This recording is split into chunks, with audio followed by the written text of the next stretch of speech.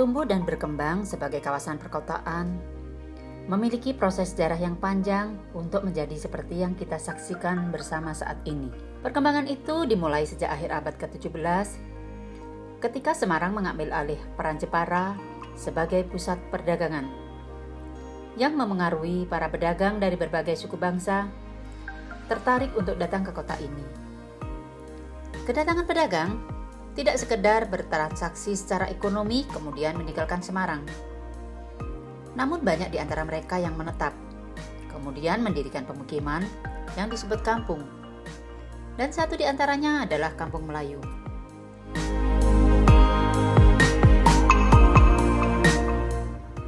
Kampung Melayu merupakan suatu kawasan pemukiman yang secara geografis berada di tepi Sungai Semarang dan paling dekat dengan pelabuhan. Hingga pertengahan abad ke-17, tempat berlabuh kapal dagang masih terpusat di Mangkang, yaitu kawasan pesisir Semarang bagian barat. Namun memasuki awal abad ke-18, aktivitas pedagang pindah ke kawasan yang dekat dengan muara sungai.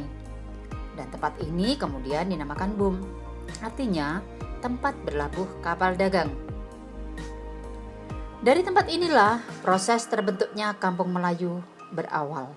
Merujuk pendapat D.C. Van Lier, dalam konteks perdagangan kelompok besar pedagang Melayu membentuk koloni atau tempat tinggal di berbagai kota pelabuhan dan pusat perdagangan di Nusantara, termasuk di Semarang. Karena tempat itu ditinggali oleh banyak orang Melayu, maka kawasan ini dinamakan Kampung Melayu. Memasuki abad ke-20, Kampung Melayu tidak hanya menjadi pemukiman pedagang yang termasuk dalam kategori Melayu, melainkan juga menjadi tempat tinggal etnis Arab, etnis Tionghoa, Banjar, Jawa, Sunda, dan etnis lainnya. Fakta tersebut diperkuat oleh Antoni Reed yang mengatakan bahwa di kota-kota kolonial seperti Semarang, Kampung Melayu menjadi pemukiman dari beragam etnik. Keberagaman etnik di Kampung Melayu dapat diidentifikasi melalui nama kampung-kampung kecil seperti Kampung Cerbonan, Kampung Banjar, Kampung Peranakan, dan Kampung Primbungan. Keberadaan kampung-kampung kecil itu merepresentasikan multikultural penduduknya. Kampung Peranakan misalnya merupakan identifikasi dari keberadaan etnis Tionghoa Peranakan. Istilah Peranakan jika merujuk pada tulisan Dehan yang mengatakan bahwa hingga awal abad ke-19, orang Tionghoa yang beragama Islam dinamakan Peranakan. Dan sepanjang abad ke-19, istilah Peranakan kemudian diberikan kepada orang Tionghoa yang lahir di Jawa, termasuk Semarang.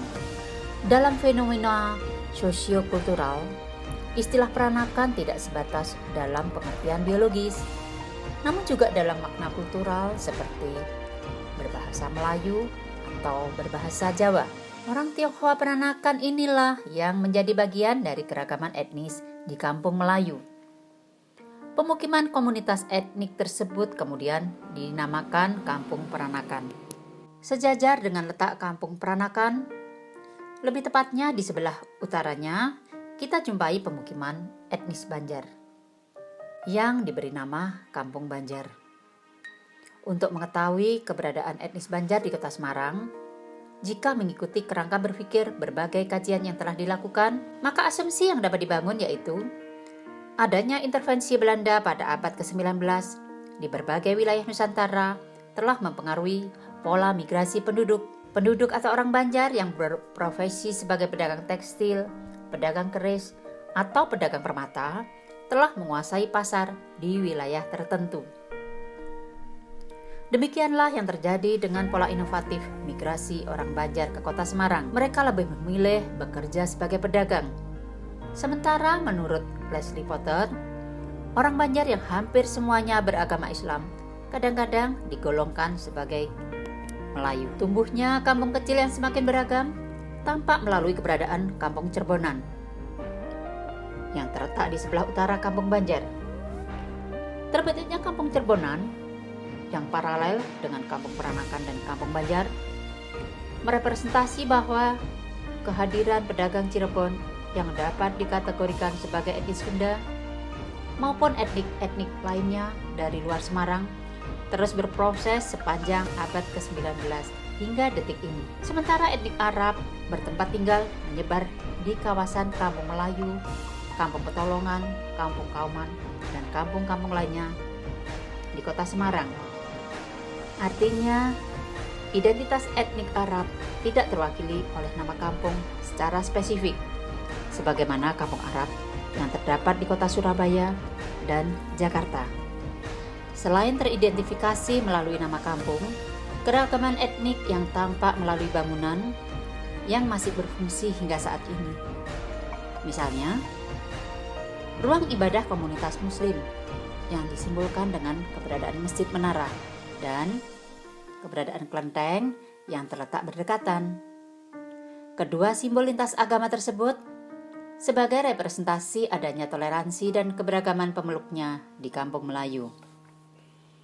Di samping itu, beberapa arsitektur rumah yang terdapat di kampung Melayu juga bisa dikatakan sebagai penanda keragaman budaya, seperti arsitektur Tionghoa, Arab, Melayu,